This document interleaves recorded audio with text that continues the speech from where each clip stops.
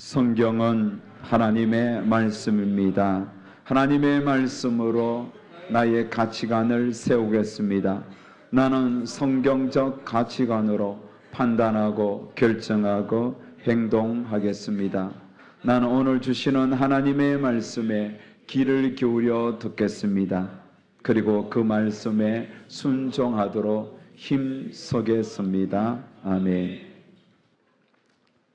시대마다 하나님을 만나게 했고 하나님을 느끼게 했던 찬양들이 있습니다. 제가 주님을 만났을 즈음에 한 찬양은 부를 때마다 하나님을 생각하게 했고 하나님 때문에 가슴이 벅차 올랐습니다. 그 찬양의 제목은 내가 처음 주를 만났을 때라는 제목의 찬양입니다. 가사는 여러분도 잘 아실 것입니다. 내가 처음 주를 만났을 때 외롭고도 쓸쓸한 모습, 말없이 홀로 걸어가신 길은 영광을 다 버린 나그네, 정녕 그분이 내 형제 구원했나, 나도 구원하려나, 의심하는 토마처럼 물었네. 내가 처음 주를 만난 날. 3절 가사를 보십시오. 내가 이제 주를 만남으로 죽음의 길 벗어나려네. 변찮는 은혜와 사랑 베푸신 그분만이 나의 구세주. 주 예수 따라 항상 살리로다. 십자가 지고 따라가리라.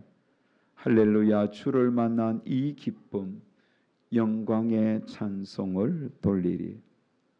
이 찬양을 참 많이 부르면서 믿음의 길 지금까지 잘 달려올 수 있었습니다. 최근에 우리 많은 성도들에게 사랑받는 찬양 또 한 곡이 있죠. 제목은 나의 평생에 가장 복된 일은. 가사가 이렇습니다. 나의 평생에 가장 복된 일은 내가 예수님을 만난 것이라. 나의 평생에 가장 잘한 일은 내가 예수님을 주로 섬긴 것이라. 이 세상 살 동안 내가 걷는 길이 때론 험하여서 넘어질 때도 주의 강한 손이 나를 붙드시니 나는 예수님만 주로 섬기며 살리. 나는 주를 섬기는 것에 후회가 없습니다. 내가 걸어 모든 시간 다 주의 은혜니 내가 걸어갈 모든 날도 주만 섬기며 살리. 오직 예수 이름 부르며 살아가리라. 이것이 나의 간증이요 이것이 나의 찬송일세. 나 사는 동안 끊임없이 구주를 찬송하리로다. 여러분, 내가 처음 주를 만났을 때라는 오래된 찬양이나 나의 평생에 가장 복된 일은 최근에 많이 사랑받는 찬양이나 이 두 찬양의 공통점이 있습니다. 그건 바로 주님 만난 기쁨입니다. 주님 만난 기쁨이 아름다운 선율과 더불어 불려지고 있습니다. 그렇습니다. 주님 만난 기쁨은 만난 자는 느끼는 거예요. 세상의 어떤 기쁨보다 더 기쁘다는 것. 주님 만난 행복은 진짜 주님을 만난 자는 세상의 그 어떤 것보다도 더 행복을 준다는 사실을 알 것입니다. 오늘 이 말씀을 준비하면서 제 인생을 돌아보았습니다. 믿음 없이 가치관도 인생관도 정립되지 않고 혼돈스러운 바로 그때, 그렇게 방황하던 청소년 시절, 세상도 기웃거리고 교회도 기웃거리면서 어느 곳 하나 마음 두지 못했던 바로 그때에 주님이 제 인생 가운데 찾아와 주셨고 저를 만나 주셨습니다. 그리고 제 인생의 주인이 되어 주셨습니다. 그날 이후 지금까지 예수님을 나의 구주로 삼고 주님을 의지하며 주님을 믿으며 살아가고 있습니다. 주님을 내 인생 가운데 구주로 모시고 살아온 지난 세월 돌아보니 결코 후회함이 없습니다. 도리어 주님을 믿고 지금까지 살아온 그 자체가 은혜요, 감사요. 그래서 가슴이 찡할 정도로 감격이 됩니다. 세월이 흐르면 흐를수록, 인생이 익어가면 익어갈수록 주님과 함께 동행하는 이 삶이 너무나 벅차고 감사함이 넘칩니다. 여러분은 어떠신지요? 우리는 8월 한 달 동안 복음의 능력이라는 주제로 하나님의 말씀을 듣고 있습니다. 복음이란 무엇입니까? 복된 소식입니다. 무엇이 복된 소식입니까? 예수 그리스도가 복된 소식입니다. 예수 그리스도가 이 땅에 인간의 몸을 입고 오심이 우리에게는 복된 소식입니다. 예수 그리스도께서 십자가에 못 박히실 때 나의 정과 욕심도 함께 십자가에 못 박혀 죽었다는 그 사실이 우리에게 복된 소식입니다. 예수님이 죽음 권세 물리치고 부활하셨을 때 우리도 정말 흰 눈보다 더 희게 우리의 죄가 씻음받고 하나님의 자녀로 거듭났다는 이 사실과 진리가 우리에게 복음인 것입니다. 사랑하는 여러분, 이 좋은 소식, 이 좋은 복음을 누군가가 우리에게 전해 주었던 것이죠.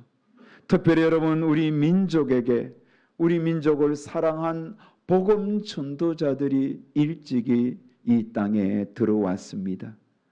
영국 런던 대학교 출신인 저메인 토마소 선교사라는 분이 있습니다.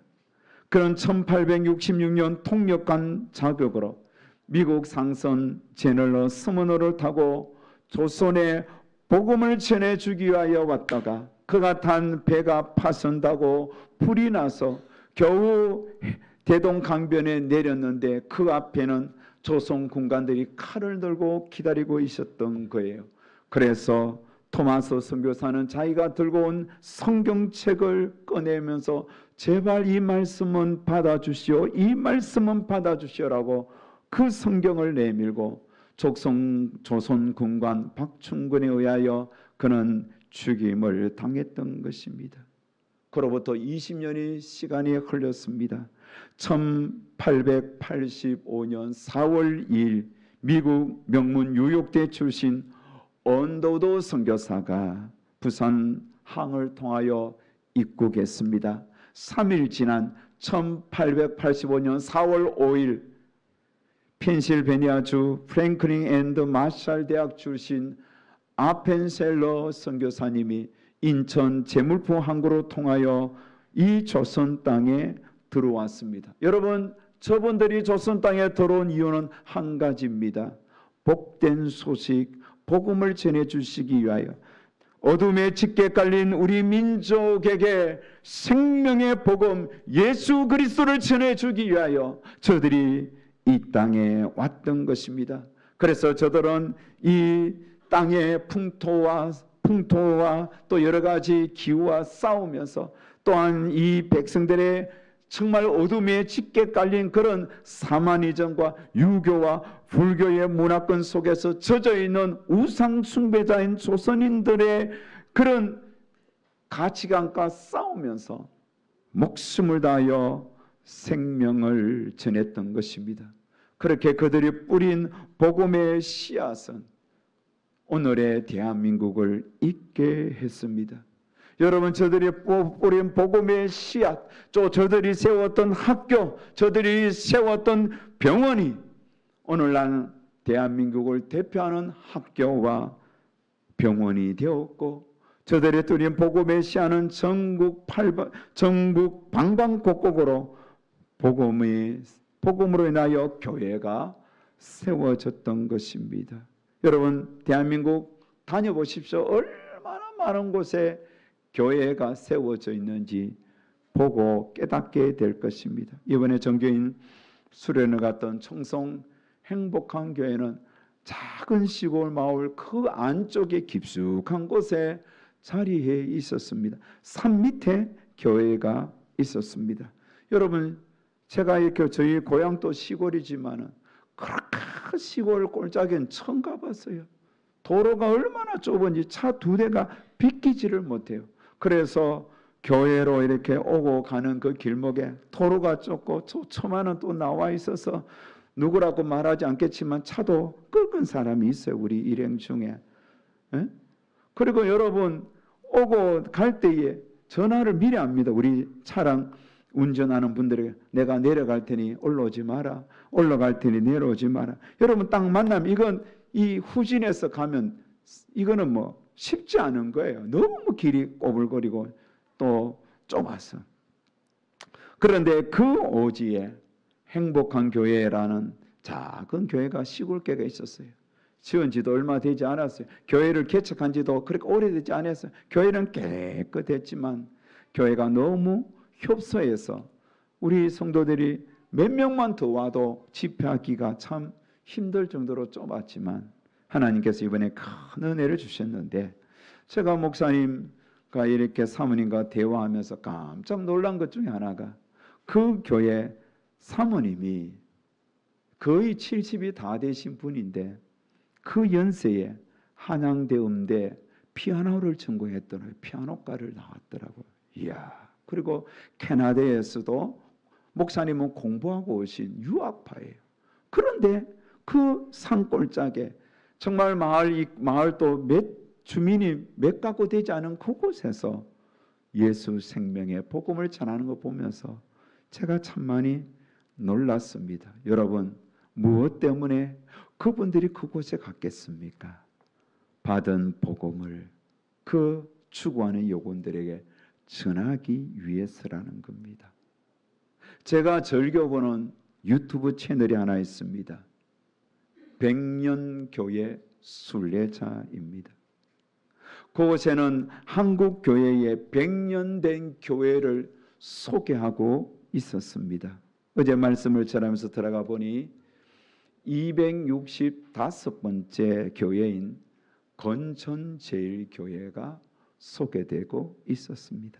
1915년에 설립이 되었습니다. 그래서 저 교회를 100년 된 교회를 소개하는 분에게 우리 고향교회 청도 박곡교회 소개해 주세요라고 했더니 아직도 소개 안 됐더라고. 얼마나 순서가 밀려 있는지. 여러분 이미 100여 년 전부터 이 대한민국 삼천리 방방곡곡에 교회가 세워졌습니다. 얼마나 놀라운 은혜입니까? 그렇게 세워진 교회마다 복음 전파에 힘썼습니다. 여러분 옛날에 얼마나 부흥회가 많았습니까? 요즘 교회 부흥회가 거의 사라졌지만 제가 어릴 때만 해도 정말 교회들마다 부흥 사경회가 있었습니다. 월요일부터 시작하면 토요일 새벽까지 했어요. 이웃교회 하면 이웃교회에 부흥 사경하면 그 주변의 모든 성도들이 참여해서 정말 빈자리 없이 통로까지 앉아서 하나님의 말씀을 들었던 것입니다.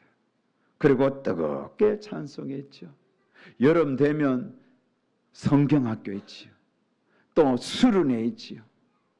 그렇게 여름마다 성경학교 수련회 추억들이 아마 여러분에게 다 있을 거예요. 요즘에는 성경학교도 하려고 해도 애들 몇 되지도 않는데 선생님이 더 많을 정도로 그렇게 성경학교 하는 교회가 수두룩합니다. 하지만 옛날에 성경학교 수련회 할 때마다 얼마나 많은 은혜를 받았습니까? 그렇게 성경학교 수련을 통하여 우리들이 복음을 받았고 예수님을 믿게 되었습니다. 지금 한국에 여러분 국민들 치고 어릴 때 성경학교 수련회 안 가본 사람들이 거의 없을 정도로 그 시절에는 대부분 교회에 찾아가서 또 은혜를 받곤 했던 것입니다. 그렇게 여러분 자녀들이 성경학교 수련회에서 예수님 만났잖아요. 가슴이 뜨겁잖아요. 그래서 엄마 아빠에게 복음을 전했습니다. 부모들이 부흥사경에서 은혜 받으면 자녀들을 교회에 데리고 갔습니다. 은혜 받았던 친구들은 자신의 친구를 또 교회로 데리고 왔습니다. 그러면서 대한민국 곳곳에 누룩처럼 복음이 퍼져가고 그들을 통하여 이 사회가 하나님을 믿는 성도들로 인하여 계속 선한 영향력이 끼치기 시작되었던 겁니다. 그렇게 누룩같이 퍼진 복음은 급기야는 저에게도 오고 여러분에게도 오고, 지금도 여러분 복음 듣고 죽게 돌아오는 분들이 있잖아요. 이번에 수련회에 처음 참석했던 우리 김화자 성도님, 수련회에 참석해서 얼마나 여러분 기쁘게 찬양하고 은혜 받았는지 평생 아마 이번 수련회는 잊지 못할 거예요. 자, 여러분, 이렇게 복음은 지금도 계속 누군가에게 전해지고 있습니다. 오늘 본문은 복음에 대하여 명확하게 설명해 줍니다. 복음은 이미 여러분 예수 그리스도라고 말씀드렸죠. 예수 그리스도를 통하여 주어지는 모든 은혜가 복음입니다. 자, 오늘 본문도 복음에 대하여 명확하게 설명합니다. 복음이 무엇입니까? 9절에 보면 분명하게 이야기하죠. 예수를 주로 시인하고 그가 죽은 자 가운데서 살아나신 것을 믿는 것, 이게 복음이죠. 10절에는 예수를 마음으로 믿고 입으로 나의 구주임을 시인하는 것. 그렇습니다. 복음은 죽음에서 부활하신 주님을 믿고 주로 시인하는 것입니다. 복음은 예수님을 마음으로 믿고 입술로 나의 구주, 큐리어서 나의 구주, 주인이라고 시인하는 것입니다. 그래서 예수님을 믿고 누구든지 주의 이름을 부르는 자는 멸망치 않고 다 구원을 받습니다. 예수님을 마음으로 믿고 입으로 나의 구주로 시인하면 그가 누구든지, 그가 흉악한 죄인이라도 다 구원을 얻습니다. 그런데 여러분, 이렇게 좋은 복음이 어느 날 갑자기 하늘에서 뚝 떨어지는 게 아니에요. 복음에 빚진 자들의 입술로 통하여 복음을 전함으로 예수님을 믿게 되는 것입니다. 복음에 빚진 자들을 통하여 예수 그리스도의 생명의 복음을 전함으로 예수 믿으시라고, 나와 함께 교회 가자, 예수 믿어야 영원한 생명 얻는다는 이런 정말 오리지널 생명의 복음의 메시지를 전함으로 믿는 자가 생겨나는 겁니다. 전도에 미련한 것을 통하여 예수님을 믿게 되는 것입니다. 그래서 오늘 본문은 복음 전도의 중요성을 13절에서 15절에 명확하게 말씀합니다. 자, 이 말씀은 우리 같이 한번 읽겠습니다. 시작. 구원을 받으리라. 그런지 그들이 믿지 아니하는 일을 어찌 들으리요? 듣지도 못한 일을 어찌 믿으리요? 접하는 자가 없이 어찌 들으리요? 보내심을 받지 아니하였으면 어찌 전파하리요? 기록된 바 아름답도다. 좋은 소식을 전하는 자들의 발이여 함과 같으니라. 아멘. 자, 여기에 보면 어떤 발이 아름답다고 했습니까? 누구의 발이 아름답다고 했어요? 좋은 소식을 전하는 자의 발입니다. 다시 말하면 복음을 전하는 자의 발이 아름다운 거예요. 복음을 전파하는 자가 없으면 복음을 들을 수가 없습니다. 복음을 듣지 못했는데 어떻게 믿을 수가 있겠습니까? 그래서 마태는 예수님이 성천을 앞두고 있는 그때에 예수님의 명령을 이렇게 소개했습니다. 마태복음 28장 19절 20절 시작. 그러므로 너희는 가서 모든 민족을 제자로 삼아 아버지와 아들과 성령의 이름으로 세례를 베풀고 내가 너희에게 분부한 모든 것을 가르쳐 지키게 하라. 볼지어다 내가 세상 끝날까지 너희와 항상 함께 있으리라 하시니라. 여러분, 이것은 예수님이 승천하기 전에 제자들에게 주신 명령이에요. 명령은 무조건 순종해야 하는 것이죠. 우리는 주님의 명령인 복음 전도에 순종하기 위하여 힘써야 합니다. 그래서 복음으로 모든 민족을 제자로 삼는 일에 열심을 가져야 합니다. 때를 어떤지 얻지 못하든지 예수 생명을 전하는 일에 우리의 인생에 아주 중요한 포커스가 맞춰져야 합니다. 예수님을 전하고 예수님을 구주로 고백하는 자들에게는 아버지와 아들과 성령의 이름으로 세례를 베풀어야 합니다. 이렇게 땅끝까지 복음 전함에 있어서 예수 생명을 전하는 이들에게 예수님은 놀라운 축복을 주시는데 그 축복은 세상 끝날까지 항상 함께 하시는 것, 임마누엘입니다. 자, 그런데 이 제자들에게 예수님이 이 말씀을 전했지만 제자들은 예수님이 승천하실 때까지 예수님의 죽음과 부활을 목격한 제자들은 이 복음을 전함에 있어서 미적거렸습니다. 저들은 하나님의 나라에 대한 편견과 정말 잘못된 선민 사상으로, 선민 의식으로 예수님의 이 땅끝까지 복음을 전하는 이 하나님 나라 운동에 대하여 그들은 여전히 오해하고 있었습니다. 그래서 사도행전 1장 6절에 보면 예수님에게 아주 엉뚱한 질문을 해요. 그들이 모였을 때 예수께 여쭈어 이르되 주께서 이스라엘 나라를 회복하심이 이때니까. 그들은 여전히 그저 눈에 보이는 자기 민족 이스라엘의 노마에서 해방하는 것, 여기에만 관심이 있었다는 거죠. 예수님이 땅끝까지 이르러 내 복음의 증인이 되라는, 복음의 증인이 되는 이 의미를 그들은 여전히 깨닫지 못했어요.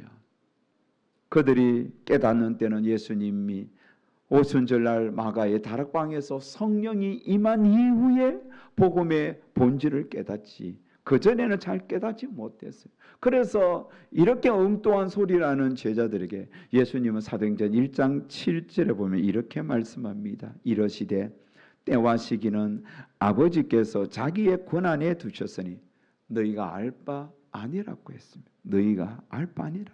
그 나라에 회복하신 하나님의 뜻 안에 있는 것이니 너희들이 알 필요 없다. 다만 너희들은 여기에 관심을 가지라. 그래서 그 유명한 사도행전 1장 8절의 말씀을 선포했습니다. 다 같이 시작. 오직 성령이 너희에게 임하시며 너희가 근능을 받고 예루살렘과 온 유대와 사마리아와 땅끝까지 내 증인이 되리라 하시니라.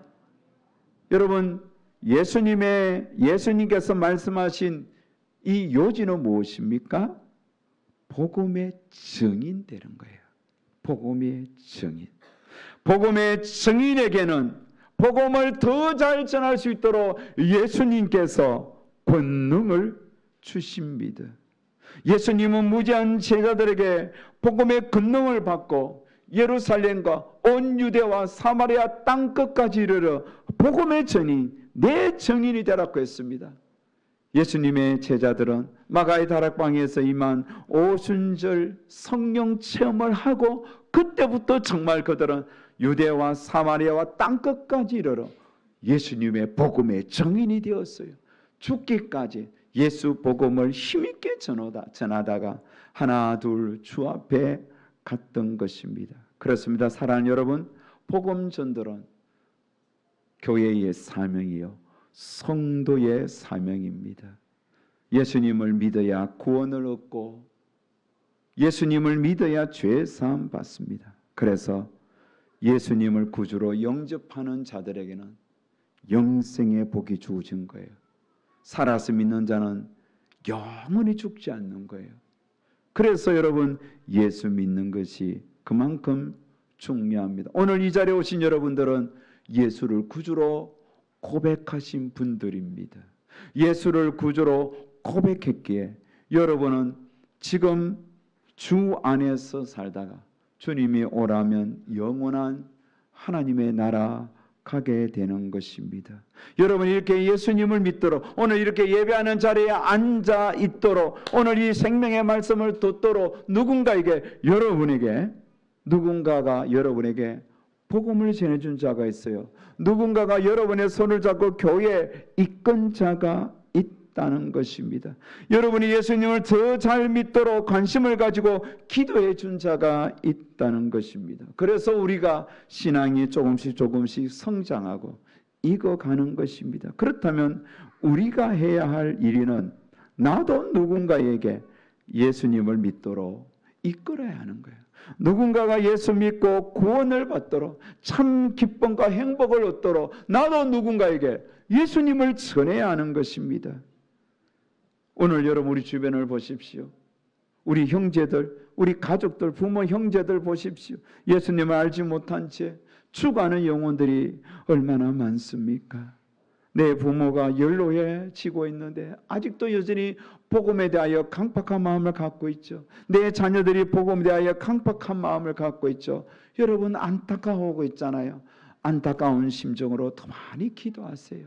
그들에게 예수님을 전하도록, 그들도 나와 함께 이렇게 예배 드리도록 여러분이 기도하고 때를 어떤지 못하든지 그들에게 예수 생명을 좀 더 본질적으로 전해야 하는 것입니다. 다른 일도 급하지만 더 급한 것은 예수님을 전해서 함께 예배드리고 영원한 생명을 얻게 하는 것, 이것보다 더 시급한 것은 없음을 알아야 하겠습니다.